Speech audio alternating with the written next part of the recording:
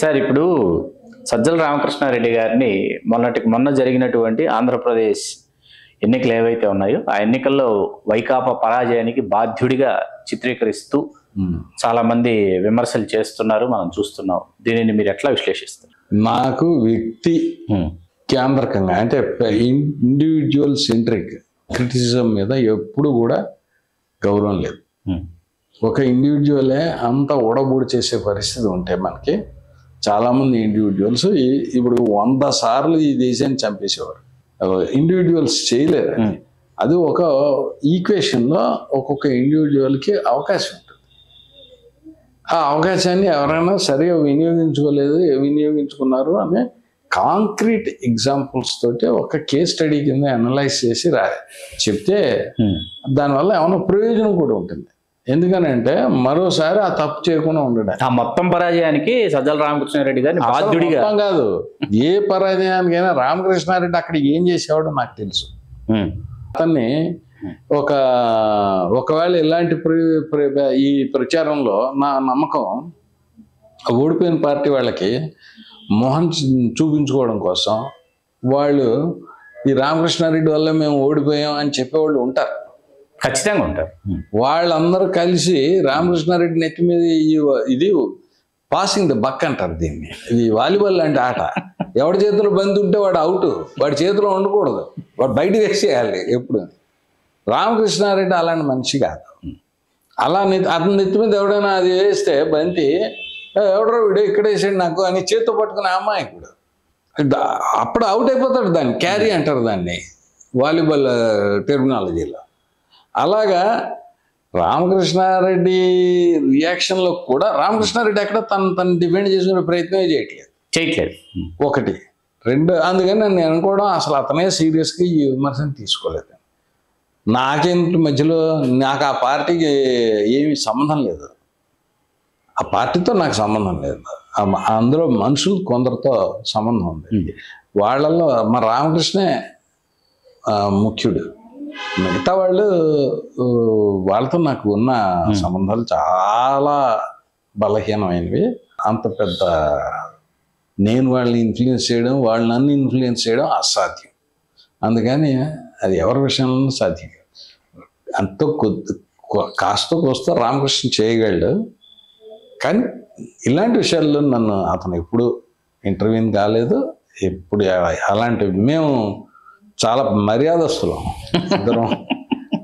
Sir, Jaganmohan Reddy గారిని మీరు కలిసినటువంటి ఆ సందర్భాలు ఏవైతే ఉన్నాయి, సాక్షిలో మీరు చేరే నాటికి వాస్తవానికి ఏంటంటే పార్టీలకి కులాలకి దినపత్రికలు పుట్టుకొచ్చినటువంటి ఒక పరిణామ క్రమం అది.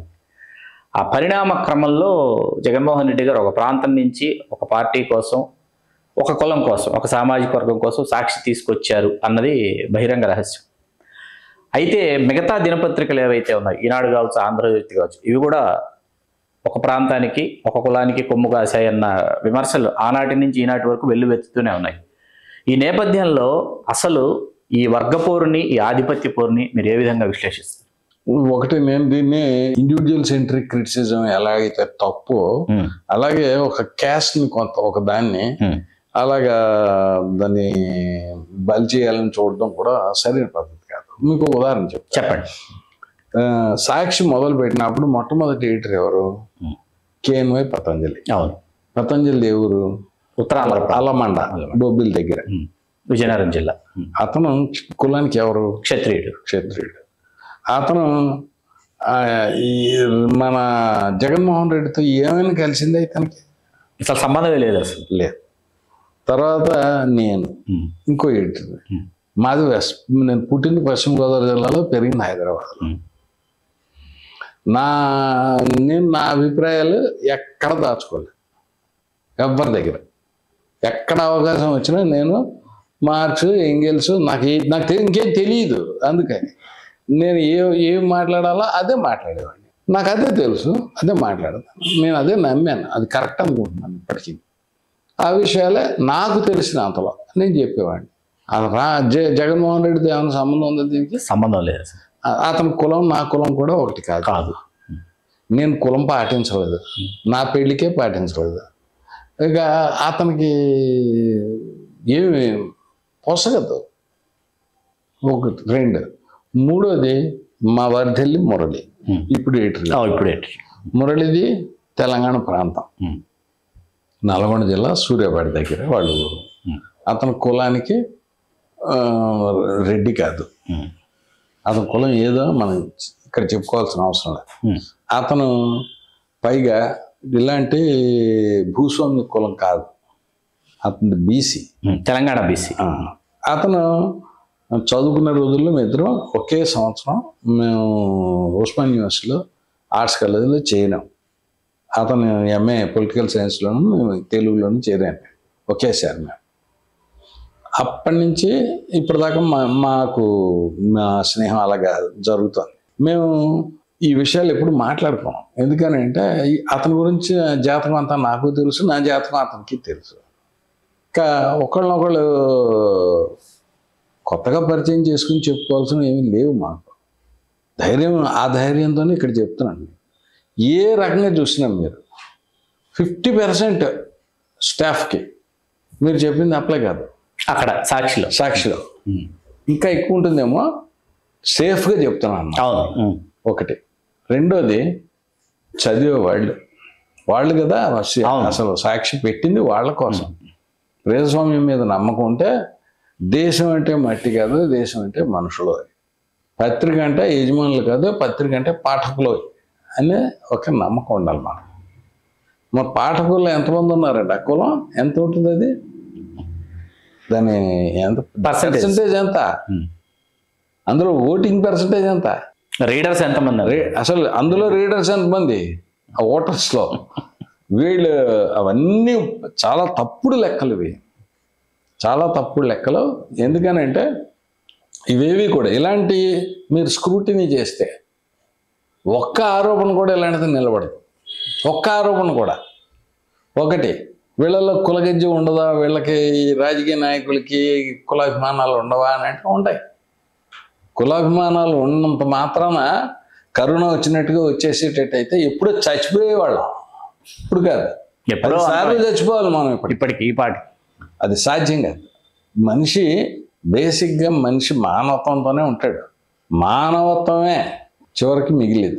ఈ కులం మతం ఇవి కాదు. మతములన్నీ మాసిపోవును, జ్ఞానం ఒక్కటి నిలిచి వెలుగును, అంత స్వర్గ సుఖములన్నది అవని వెలసిల్లును అన్నడిన మహానుభావులు గురజాడ అప్పారావు గారు. దాని మీద ఎవరో ఒక పెద్ద అభ్యంతరం చెప్పారు. ఇదేంటి అసలు అన్ని మతాలు మాసిపోవాలంటే ఏంటి? అన్ని మతాలు జ్ఞానం అని అంటాడేంటి? బహుళత్వం ఉండాలి మనది, ప్లూరలిస్ట్ సొసైటీ, ప్లూరలిస్ట్ డెమోక్రసీలో అందరికీ ఆయన మాసిపోవాలి అని అంటలేదు, మాసిపోతాయి అని చెప్తున్నాడు. అది ఎప్పుడు? జ్ఞానం ఒకటి నిలిచి వెలిగే రోజులు వస్తే మతాలు అవన్నీ పోతాయి. ఇవి ఇప్పటికే మన చిన్నప్పుడు మనం చూసిన మతాలే. చిన్నప్పుడు మా స్కూల్లో అయితే మాకు లచ్చన్న గారు అని ఒక మాస్టర్ ఉండేవారు. ఆయన ఉప్పర మాస్టర్ అనేవారు. ఆయన కులం పేరుతో. తర్వాత ఒక ఆయన లక్ష్మణస్వామి గారు అని ఉండేవారు. ఆయన చాకల మాస్టర్ అనేవారు. ఆయన కొడుకు నా క్లాస్మేట్, చాలా క్లోజ్ ఫ్రెండ్ కూడా. ఇవాళ ఇప్పుడు క్లాస్ ఎవరిదరా ఏదైనా ప్రస్తావన వస్తే ఆ కులం పేరు ఎత్తేవాడు, రే అనేవాడు వాడు. నా ముందే మీరు అని. అప్పుడు మాకు తెలియదు ఎంత భయంకరమైన గాయం అక్కడ మేము చేసాం. తెలియదు అది. అంత అమాయకత్వం, అంత మూర్ఖత్వం, అంత వెనకబడతాను ఇప్పుడు లేదు. ఇప్పుడు అంతా అందులోనే బోళ్ళంత మార్పు వచ్చింది. ఆడపిల్లలు ఒక మాట అంటే వాళ్ళు ఎంపవర్మెంట్ అంటున్నారు. అది ఎక్కడి నుంచి వచ్చిందో అది ఆ చైతన్యం ఆయన చెప్పింది అదే. మతములన్నీ మాసిపోవును, జ్ఞానం ఒక్కటి నిలిచి వెలుగును అనేది ఆయన జరగాలి, జరుగుతుంది, అది మంచిదే అనేది ఆయనకి ఉంది ఆయన ఎజెండాలో. కానీ అలా జరిగితే బాగున్నా, అలా జరగడం కోసం మనం ఇది చేయాలి అది చేయాలి అని చెప్పటం లేదు ఆయన. అదే జరుగుతుంది, కాలం అలా నడుస్తోంది, అటువైపే నడుస్తోంది అని చెప్పాడు. ఒక్కోసారి మన రాజకీయ నాయకుల మన ప్రవర్తన, మన ఎలక్షన్స్ వాటిల్లో వచ్చే కలిసేవాళ్ళు, విడిపోయేవాళ్ళు, వాళ్ళకి ప్రాతిపదికలు, ఇవన్నీ ఆలోచిస్తుంటే నిజంగా గురజాడ అమాయకుడా లేకపోతే వాళ్ళు చాలా తెలివైన వాళ్ళ అని మనకు ఒక సందేహం వచ్చేస్తుంది మనకి. Please do subscribe to Telugu Rajyam channel. Please do subscribe to Telugu Rajyam channel. Please do subscribe to Telugu Rajyam channel. Hi అండి, నేను మీ ఆర్పీని, నెల్లూరు పెద్దారెడ్డి చేపల పులుసు ఓనర్ని. మీరు తెలుగు రాజ్యం అనే ఈ యూట్యూబ్ ఛానల్ సబ్స్క్రైబ్ చేసుకుని మంచి మంచి వీడియోలతో వస్తారు. Thank you so much. Hi people, I'm Sonakshi Verma and you please watch Telugu Rajyam and please subscribe to the channel.